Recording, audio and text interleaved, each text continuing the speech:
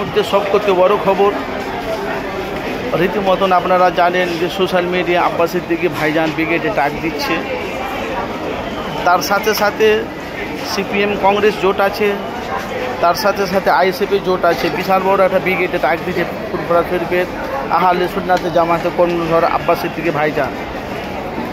সে মঞ্চে থাকবে পীরজাদা নওশাদ সিদ্দিকী, আব্বাস সিদ্দিকী। ব্রিগেডে দু ভাইজানে পুরো কাঁপিয়ে দিবে একদম বাংলাকে। সেই নিয়ে আপনাদের কাছে সরাসরি আপনাদের কাছে আমি এসেছি, আপনাদের মূল্যবান আপনারা মতামত জানাবেন। তো ভাই সামনে যে এই যে তোমার মোদী সরকার যে ওয়াকফ বিলটা যে পাস করেছে, সেই নিয়ে কিন্তু অনেক মানুষ তারা বাংলাতে তারা বলেছে তো আমরা ওয়াকফ বিলটা আমরা বাতিল করব।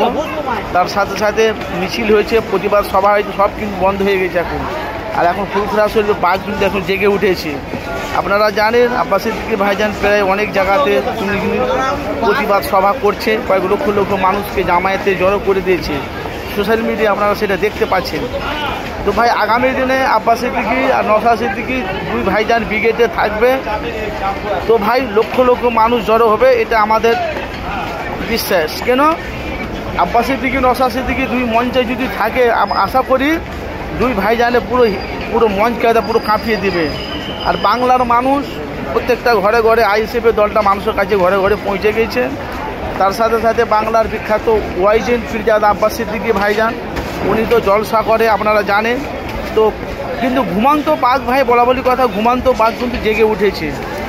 সেই নিয়ে আপনাদের কাছে সরাসরি এসেছি, আপনাদের কাছে আমি বাস্তবটা তুলে ধরার জন্য।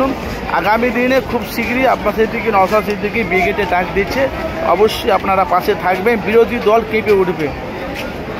অবশ্যই আপনাদের মূল্যবান মতামত, বিরোধী যারা দল না তারা কিন্তু কেঁপে উঠবে। আপনাদের মূল্যবান আপনারা মতামত জানাবেন। কিছুদিনের মধ্যে ব্রিগেড ডাক হবে, আপনারা ভাইজানের ডাকে আপনারা সাড়া দেবেন আর আপনাদের মূল্যবান মতামত জানাবেন।